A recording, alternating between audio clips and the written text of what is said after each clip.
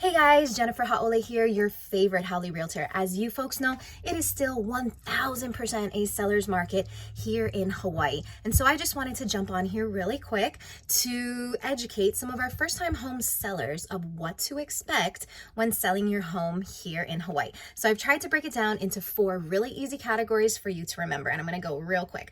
Number 1, traditional closing costs. Number 2, commissions. Number 3, a la carte closing costs, and number 4, J1 repairs and or credits. So let's get going. Number 1, traditional closing costs. Those include things such as title and escrow fees, conveyance taxes, recording fees, etc. Those types of things.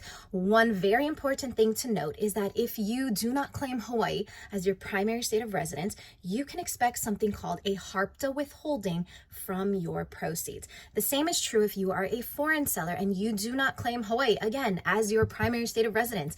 You can expect to pay what's called a FIRPTA withholding. So 2 things, HARPTA and FIRPTA. We're not here to talk about that today. I'll put that in another video. But just know that you can expect a withholding from your proceeds.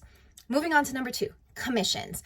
Here in the state of Hawaii, it is expected that the seller pays for both buyer's agent and listing agent commissions. Yes, you heard that correct.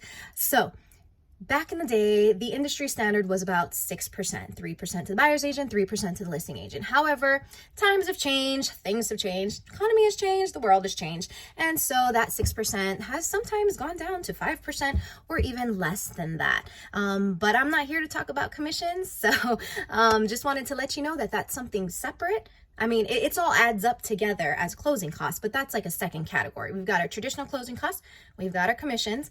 On to number 3, we have what I like to call a la carte closing costs. Those include things such as condo and association documents, termite inspection reports, surveys or stakings, professional cleaning, professional carpet cleaning, pet treatment if you have pets.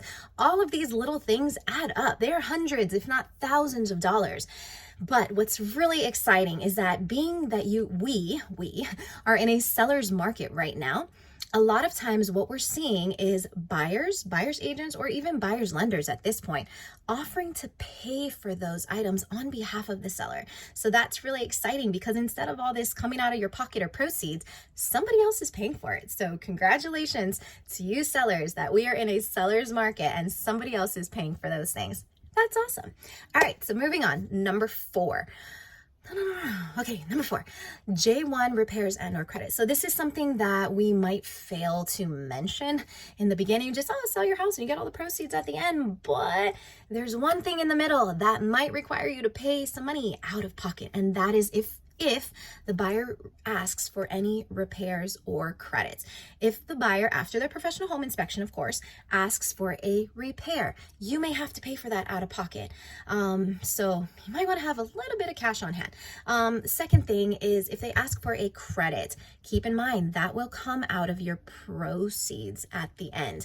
Either way, that is negotiable. You don't have to do that, but you could potentially lose that buyer. However, being that it is a seller's market, I'm sure you could find somebody quickly. And this is another thing that buyers are writing out of their contracts, meaning that they're specifically putting in there, buyer will not request any repairs or credits. And that's amazing. All sellers wish that was on an offer. Anyhow, yeah, so those are the 4 things. Traditional closing costs, commissions, what was the third one? A la carte. A la carte closing cost items, and then J1 repairs or requests. Now, of those 4 things, the first one is kind of set. I mean, title and escrow fees are pretty set. I mean, you maybe could get a military discount or repeat seller discount or something. But the other 3 of these, commissions, a la carte closing costs, as well as J1 repairs and credits, these are all negotiable. You don't have to pay for them if you don't want to, sorta-ish, except for the commissions. All of these things are negotiable.